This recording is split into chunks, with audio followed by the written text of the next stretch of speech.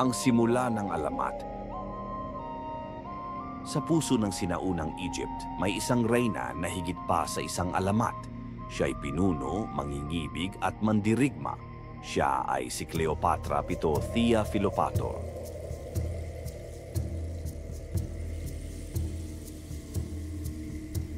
Alexandria at ang Ptolemaic Dynasty. Ang lungsod ng Alexandria ay itinayo bilang sentro ng karunungan at kapangyarihan. Sa lungsod na ito isinilang si Cleopatra Pito Philopator noong 69 bago ang Kristo, ang huling reyna ng makapangyarihang dinastiyang Ptolemaic.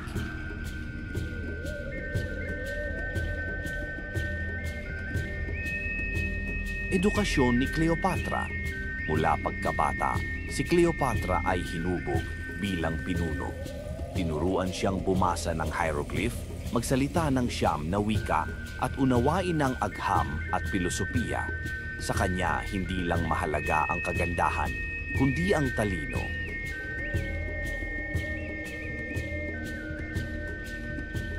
Intriga sa loob ng palasyo, ngunit sa likod ng karangyaan ng Alexandria ay ang madilim na lihim ng Ptolemaic Dynasty, mga kapatid na nag-aagawan sa trono, mga hari't reyna na nag-aasawa ng sariling kapamilya upang manatili ang kapangyarihan.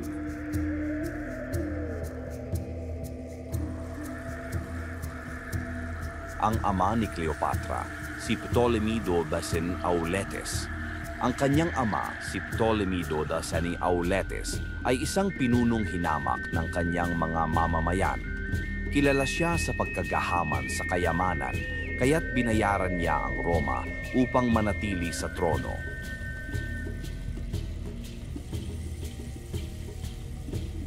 Pagkamatay ng hari at simula ng labanan sa trono, nang mamatay si Auletes, naiwan sa 18 anyos na si Cleopatra at sa kanyang 10 anyos na kapatid na si Ptolemy Turpino ang trono. Ngunit sa halip na magkaisa, naging magkaaway.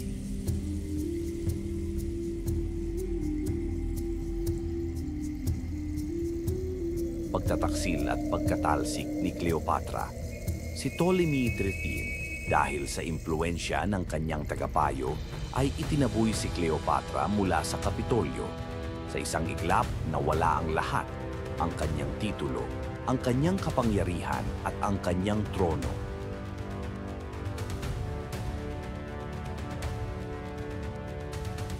Panibagong simula, pero hindi siya nawalan ng pag-asa. Alam niyang upang mabawi ang trono, kailangan niyang mag-isip, gumalaw at makipagsanib puwersa kahit kanino, kahit saan. Sa oras ng kagipitan, dumarating ang mga hindi inaasahan.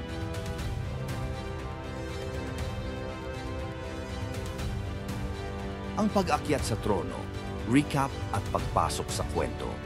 Sa unang kabanata, nakita natin kung paano tinanggal sa trono si Cleopatra. Ngayong kapwa, naguguluhan ang Egypt at Rome. Isang Romanong general ang papasok sa kanyang buhay, si Julius Caesar.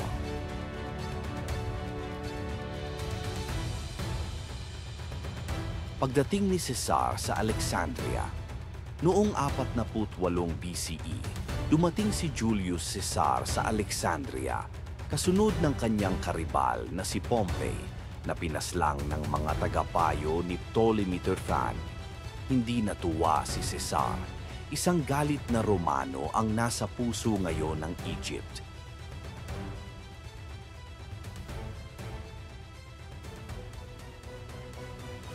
Ang dramatic entrance ni Cleopatra. Alam ni Cleopatra na ito na ang kanyang pagkakataon. Sa isang maalamat na eksena, pinaloob siya sa isang carpet at iniharap kay Caesar. Mula sa carpet, lumitaw ang reyna ng Egypt. Napahanga ang Romanong general.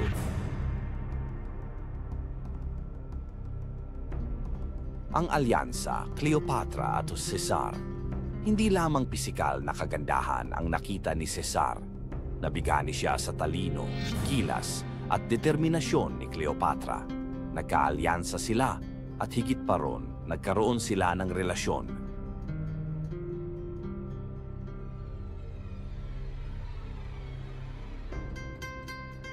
Digmaan sa palasyo. Hindi natuwa si Ptolemy Tuefan sa utos ng kanyang mga tagapayo. Pinalibutan nila ang palasyo at sinikap patayin si Cesar at Cleopatra. Nagsimula ang tinaguriang Siege of Alexandria.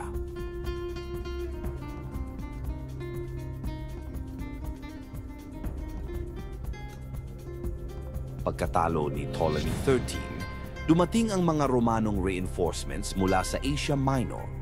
Natalo si Ptolemy 13 sa Nile. Siya'y nalunod habang tinatakasan ang labanan. Wala na ang hadlang sa pag-akyat ni Cleopatra sa trono.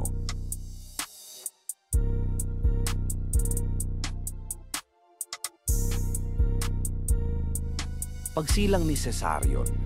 Pagkatapos ng digmaan na numbalik si Cleopatra sa trono, hindi nagtagal, isinilang niya ang anak nila ni Cesar, si Caesarion, isang batang prinsipe na simbolo ng kapangyarihan ng dalawang imperyo.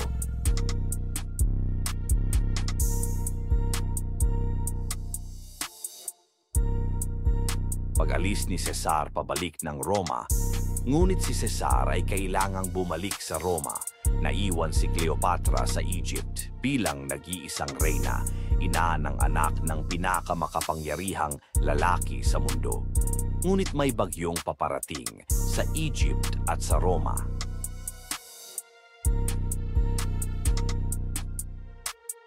Ang reyna sa Roma at ang pagbagsak ng isang diktador. Sa huling kabanata, muling naibalik sa kapangyarihan si Cleopatra sa tulong ni Julius Caesar. Isinilang ang kanilang anak na si Caesarion, ngunit habang si Cleopatra ay naghahari sa Nile, may nagbabadyang panganib sa Roma.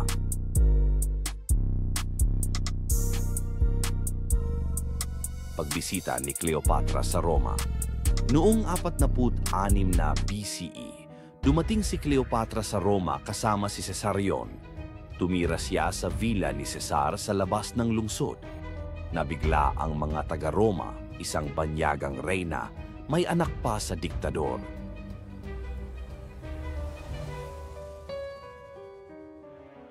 Panibugho at intriga. May asawa si Julius Caesar, si Calpurnia. Bagamat hindi siya nagtangkang paalisin si Cleopatra, tahimik ang tensyon. Lalo pang umigting ang galit ng mga senador sa Roma. Ambisyon ni Caesar, ginawang Diyos. Pinagkalooban si Caesar ng titulong Dictator for Life. Nais niyang palakasin ang ugnayan sa Egypt, kaya't marami ang naniniwalang itatalaga niya si Caesarion bilang tagapagmana. Isang banta ito sa mga Romanong tradisyon.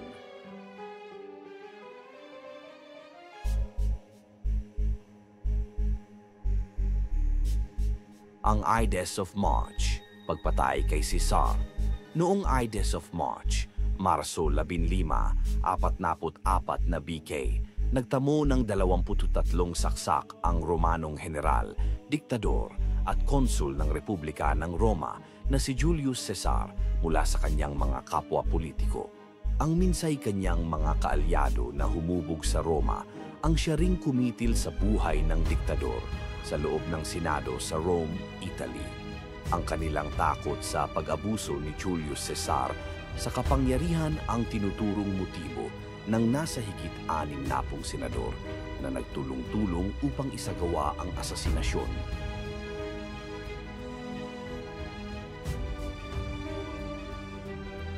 Paglisan ni Cleopatra pabalik sa Egypt, nagulo ang Roma. Umalis si Cleopatra pabalik sa Egypt kasama si Caesarion.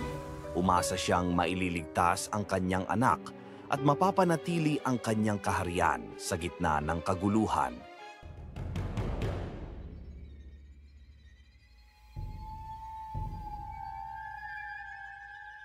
Ang politika sa Egypt at Rome. Habang sinisikap ni Cleopatra ayusin ang Egypt, bumalik sa Roma ang politika ng digmaan. Nabuo ang Second Triumvirate nina Octavian, Mark Antony at Lepidus. Isa sa kanila ang muling makikipagtagpo sa reyna ng Egypt.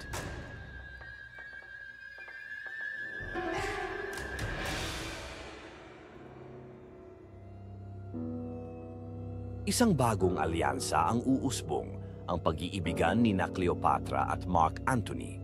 Ngunit sa likod ng pagmamahalan ay isang digmaang magpapabago sa mundo. Si Cleopatra at ang General ng Roma, pag-ibig sa gitna ng digmaan. Recap. Pagkatapos ng pagpatay kay Julius Caesar, bumalik si Cleopatra sa Egypt kasama ang kanyang anak na si Caesarion. Ngunit sa Rome, umusbong ang bagong kapangyarihan, isang alyansa na magdadala sa kanya sa bagong kabanata ng kanyang buhay.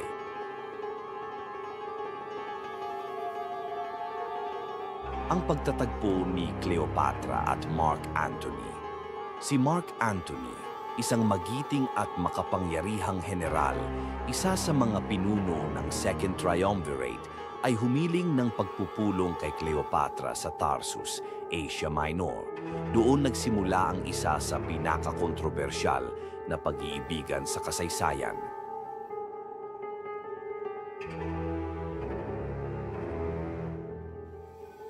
Pag-ibig at alyansa. Napahanga si Antony sa kagandahan, karisma at talino ni Cleopatra. Hindi lamang puso ang kanilang pinag-isa, kundi ang kapangyarihan.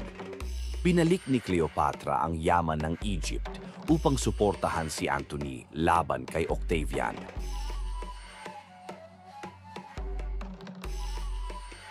Magkasamang namuhay kasama ang kanilang mga anak. Sa Alexandria nabuo ang kanilang pamilya. Nagkaroon sila ng 3 anak, sina Alexander Helios, Cleopatra Selene at Ptolemy Philadelphus. Habang si Antony ay lumalayo sa Roma, lalong lumalakas ang galit ni Octavian.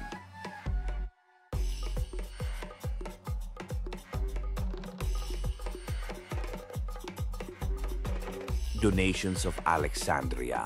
Ang mga donasyon ng Alexandria ay isang pampulitikang maniobra noong 34 na BC nina Mark Antony at Cleopatra, kung saan idineklara nila ang kanilang mga anak na pinuno ng malalawak na teritoryo sa ilalim ng awtoridad ng Roma. Ang kaganapang ito na minarkahan ng karangyaan at pangyayari at kasama ang isang hanay ng paglalakad at ang pamamahagi ng mga lupain at mga titulo sa mga anak ni Cleopatra, lalo na ang kanyang anak na si Caesarion na idineklara ni Antony na karapat-dapat na tagapagmana ni Julius Caesar.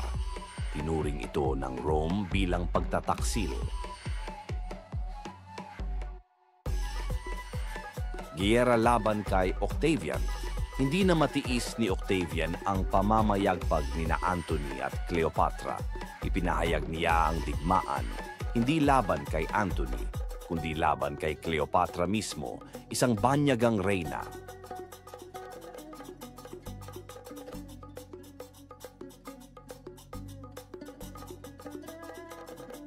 Bago ang labanan, Actium.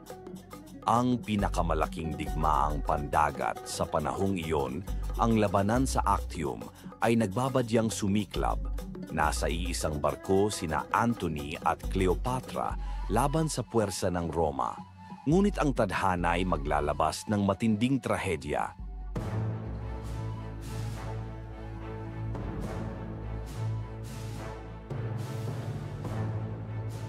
Paghahanda para sa digmaan sa Actium. Taong 31 BCE, sa baybayin ng Actium, Greece, nagtipon ang puwersa ni Cleopatra at Antony. Humigit kumulang 500 barko, libu-libong sundalo. Sa kabilang banda, si Octavian ay may mas kaunting bilang, ngunit mas estratehikong plano.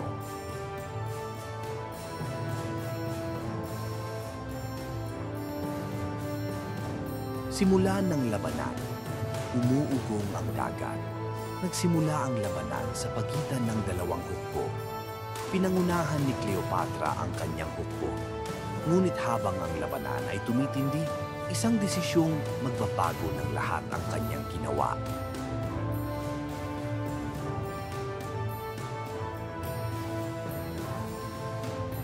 Bago ang labanan sa Actium noong 31 BC, Ang pinagsamang puwersa ni na Mark Antony at Cleopatra ay nagkampo sa Actium sa Ambracian Gulf na humarap sa mga puwersa ni Octavian.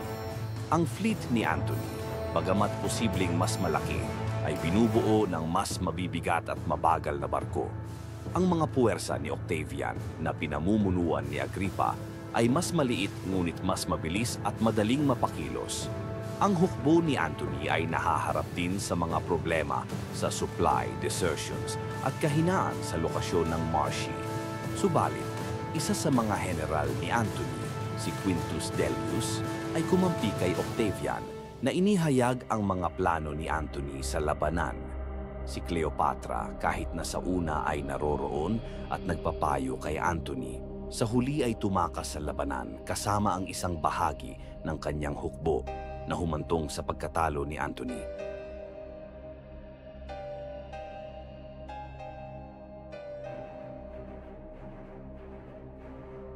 Ang di inaasahang pag-atras ni Cleopatra. Bigla sa gitna ng labanan, iniwan ni Cleopatra ang digmaan at tumakas pabalik sa Egypt. Si Antony, nang makita ito, ay iniwan ang kanyang hukbo at sumunod sa kanya. Ito ang naging simula ng kanilang pagbagsak.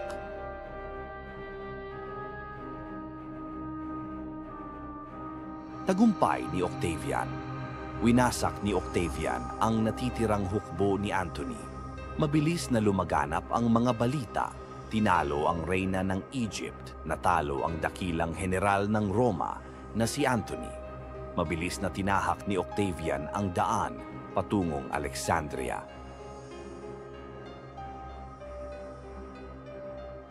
Ang pagbagsak ni Antony. Sa maling balita na namatay si Cleopatra sa labanan, minabuti ni Mark Antony na tapusin niya ang kanyang buhay sa pamamagitan ng kanyang espada. Ngunit hindi pa pala patay ang reyna. Hinabol siya ng mga tagapagsilbi para pigilan, ngunit tuluyan siyang binawian ng buhay.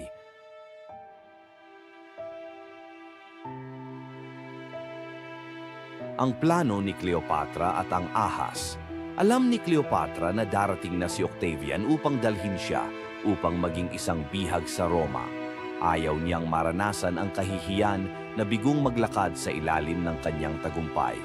Kaya't sa huling sandali, siya ay nagdesisyong tapusin ang lahat. Kasama sa plano ni Cleopatra ang paggamit ng isang makamandag na ahas, isang uri ng asp o Egyptian cobra, upang magpakamatay. Ang pinakatinatanggap na bersyon ng kanyang kamatayan ay nagsasangkot sa kanyang pagpayag sa ahas na kagatin siya at isama ang kanyang dalawang alipin.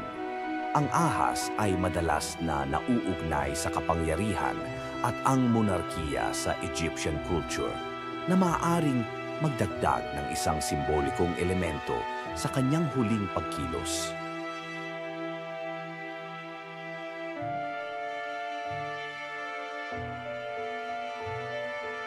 Ang wakas ng isang reyna. Si Cleopatra ay namatay bilang isang reyna, mapagmataas, mapagmahal, makapangyarihan, at may magandang katauhan. Sa kanyang pagpanaw, nagtatapos din ang panahon ng mga pharaohs sa Egypt at isinilang ang bagong imperyo, ang imperyo ng Roma.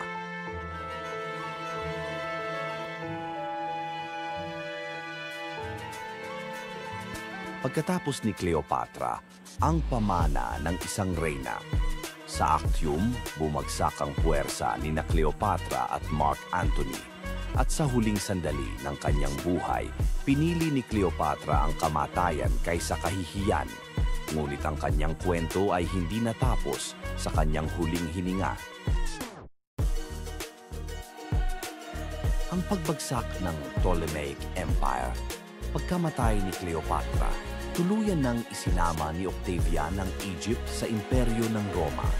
Si Caesarion, ang anak ni Julius Caesar, ay kanyang pinapatay upang walang sinuman ang maaaring humamon o maging isang potensyal na tagapagmana ng pamana ni Caesar sa ilalim ng kanyang kapangyarihan.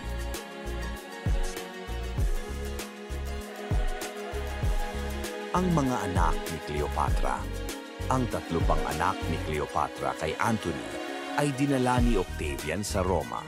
Pinalaki sila ng kapatid ni Octavia, asawa ni Antony, at hindi na muling nagbalik sa Egypt. Isa sa kanila, si Cleopatra Selene, ay naging reyna rin sa ibang lupain.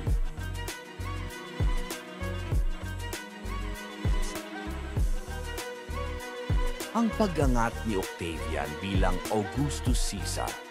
Matapos ang kanyang tagumpay laban kina Mark Antony at Cleopatra, si Octavian ay pinangalanang Augustus, ang unang emperador ng Roma. Simula ito ng isang bagong yugto sa kasaysayan, ang Imperyong Romano. Ang imahe ni Cleopatra sa kasaysayan. Ngunit kahit pinilit ng Roma na burahin ang kanyang alaala, si Cleopatra ay nabuhay sa mga kwento, sa mga eskultura, mga sulati ng mga manunulat, at sa sining. Siya ay nanatiling simbolo ng kagandahan, katalinuhan at kapangyarihan.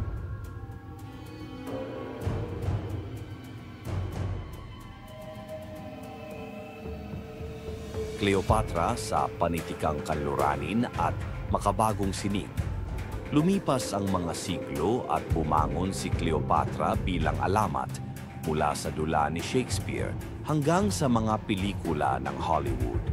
Ngunit sa likod ng mga palamuti at dramatikong kwento, isang babaeng totoo ang nanatili.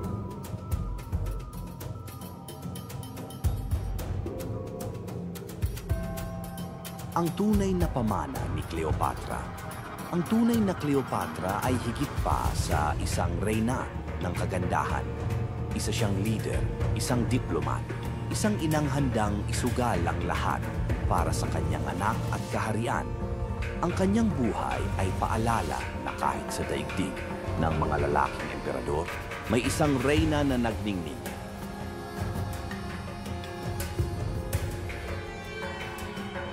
Ang nawalang Egypt.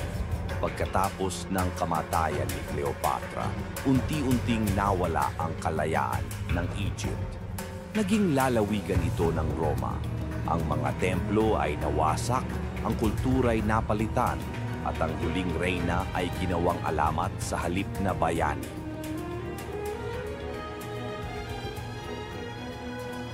Cleopatra sa social media. Sa panahon ng TikTok, Twitter at YouTube, bumabalik si Cleopatra sa mga meme, educational reels at debates. Ang tanong kung anong lahi niya ay pinag-uusapan sa buong mundo. Siya na ngayon ay isang viral icon.